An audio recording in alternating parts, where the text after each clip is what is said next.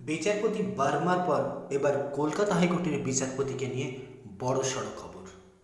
কলকাতা হাইকোর্টের বিচারপতির নাম ভাঙিয়ে কার্যত বিরাট বড় প্রতারণার চক্র চালিয়েছে একজন। ইতিমধ্যেই পুলিশ তাকে গ্রেপ্তারও করেছে। প্রভাবশালী ব্যক্তিদের নাম করে প্রতারণার অভিযোগ নতুন নয়। আইএএস আইপিএস অফিসারদের নামে প্রতারণার একাধিক উদাহরণ রয়েছে দেশে। তবে এবার খোদ কলকাতা হাইকোর্টের বিচারপতির নাম করে প্রতারণার অভিযোগ। ইতিমধ্যেই কলকাতা থেকে অভিযুক্তকে গ্রেপ্তারও করা হয়েছে। ঠিক কী ধরনের প্রতারণা?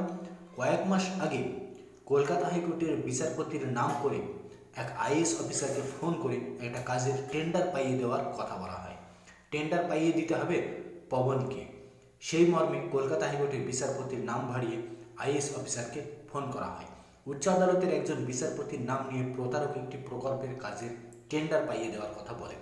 ফোনে নিজেকে বিচারপতির পরিচয় দিয়ে পবন পান নামে এক ব্যক্তিকে টেন্ডার পাইয়ে দেওয়ার কথা বলা হয়। পুলিশ সূত্রে জানা যাচ্ছে পবন বর্তমানে একজন বালি খাদান ব্যবসায়ী। এই ঘটনার তদন্তে নেমে পুলিশ পবনকে ইতিমধ্যেই গ্রেপ্তারও করেছে। জানা যাচ্ছে কলকাতা হাইকোর্টের বিচারপতির নামে এমন ফোন আসার পর ওই আইএএস অফিসার উচ্চ আদালতে বিষয়টি নিয়ে খোঁজ খবর নেন। তখন তিনি জানতে পারেন বিচারপতির নাম নিয়ে যে ফোন করা হয়েছিল তার সঙ্গে প্রতারকের ফোনের কোনো মিল নেই। এরপর হাইকোর্টের তরফ থেকে কলকাতা পুলিশের গোয়েন্দা বিভাগকে বিষয়টি জানানো হয়। তারপরই গ্রেপ্তার করা হয় পবন পানকে।